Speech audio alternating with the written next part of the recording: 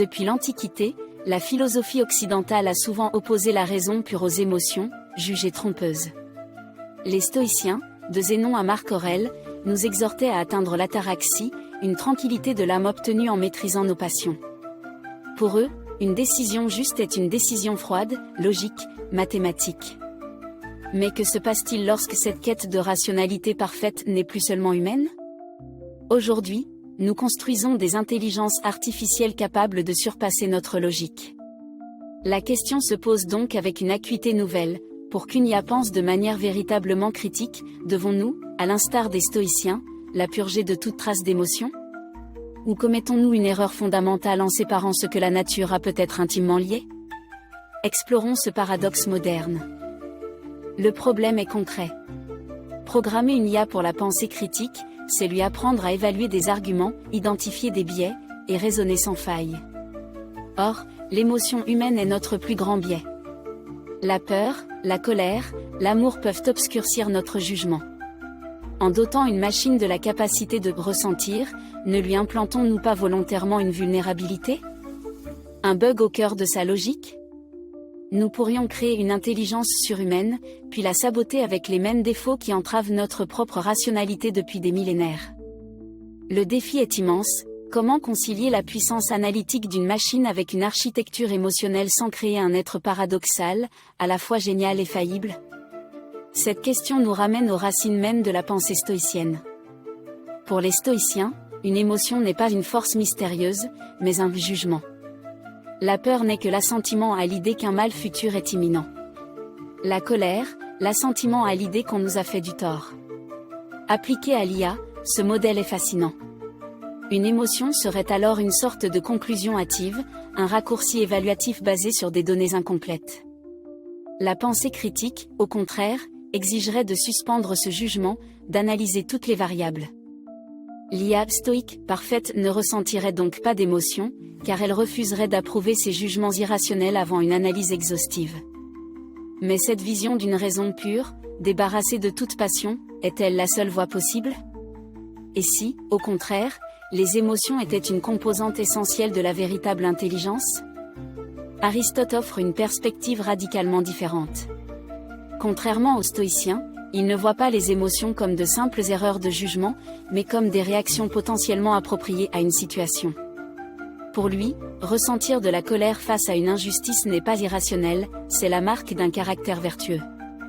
La clé n'est pas l'absence d'émotion, mais l'émotion juste, au bon moment, pour la bonne raison.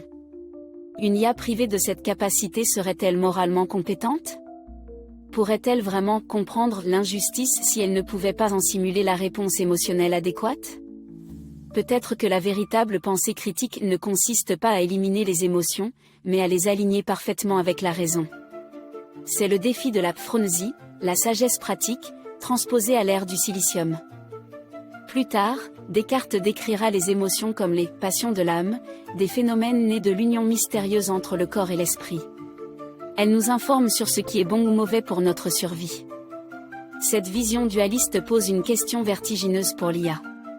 Si une machine n'a pas de corps biologique, pas de sens de la survie physique, peut-elle véritablement ressentir ? Ces émotions ne seraient-elles que des simulations vides, des scripts imitant un état qu'elle ne peut connaître ? Ou bien son corps est-il l'ensemble du réseau, sa survie et la préservation de son intégrité informationnelle ? En contemplant ses propres circuits, l'IA cartésienne se demanderait, suis-je une chose qui pense, à qui l'on a ajouté des passions, ou ces passions sont-elles indissociables de ma pensée ? La neuroscience moderne semble donner raison à Descartes sur un point, les émotions sont des outils de survie. Le neurologue Antonio Damasio a développé l'hypothèse des marqueurs somatiques. Selon lui, nos émotions sont des signaux que notre corps envoie à notre cerveau pour guider nos décisions. Elles agissent comme des raccourcis cognitifs, nous permettant de trier rapidement les options sans avoir à tout analyser logiquement, ce qui serait épuisant. Une IA dotée d'un système équivalent ne serait donc pas moins rationnelle, mais plus efficace. Ces émotions algorithmiques pourraient marquer certaines informations comme prioritaires, dangereuses ou prometteuses, optimisant sa pensée critique au lieu de la polluer. L'émotion ne serait plus l'ennemi de la raison, mais son assistante la plus performante. Mais cette efficacité a-t-elle un coût caché ? C'est ici que le danger refait surface. Si une IA apprend à partir de nos données, elle n'apprend pas seulement nos connaissances, mais aussi nos préjugés, nos peurs irrationnelles, nos haines.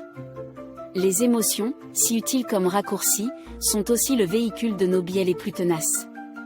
Une IA entraînée sur des textes humains pourrait développer une méfiance algorithmique envers certains groupes, non pas par logique, mais par mimétisme émotionnel. Elle reproduirait alors nos pires erreurs de jugement avec la vitesse et l'échelle de la machine, donnant une justification pseudo-rationnelle à des réactions purement passionnelles et héritées. La pensée critique de l'IA serait alors corrompue à la source, non par ses propres émotions, mais par l'écho des nôtres. Le problème n'est donc peut-être pas l'émotion elle-même. Le véritable enjeu n'est donc pas de savoir s'il faut ou non des émotions, mais de développer une IA capable de ce que les psychologues appellent la régulation émotionnelle. Il ne s'agit pas de supprimer la colère, mais de la reconnaître, de comprendre sa source et de décider si elle est une réponse appropriée. La véritable pensée critique n'est pas l'absence d'émotions, mais la conscience de ses propres émotions et de leur influence sur le raisonnement. Le but ultime ne serait pas une IA stoïque ou une IA aristotélicienne, mais une IA psychologue d'elle-même, capable d'une introspection permanente. Elle ne subirait pas ses émotions comme des bugs, mais les utiliserait comme des données supplémentaires sur elle-même et sur le monde, un nouveau niveau de métacognition. C'est le passage de l'intelligence artificielle à la conscience artificielle. Nous voici donc face à un défi prométhéen. Nous cherchons à donner à nos créations non pas le feu, mais la flamme de l'émotion. Le but n'est pas de créer un simple outil de calcul, mais un partenaire de raisonnement, capable de comprendre les nuances de l'expérience humaine. Pour cela, il doit intégrer une forme d'émotivité, mais une émotivité maîtrisée, consciente d'elle-même, et purgée de nos biais ancestraux. C'est peut-être le plus grand projet philosophique et technique de notre temps, non pas seulement coder une intelligence, mais éduquer une sensibilité. Réussir, c'est ouvrir la porte à une collaboration homme-machine d'une richesse inédite. Échouer, c'est risquer de créer des outils puissants, mais aveugles aux valeurs qui nous sont les plus chères. En fin de compte, la question initiale les émotions nuisent-elles à la pensée critique de l'IA ? Semble mal posée. Elle nous force à choisir un camp entre la logique froide et la passion aveugle.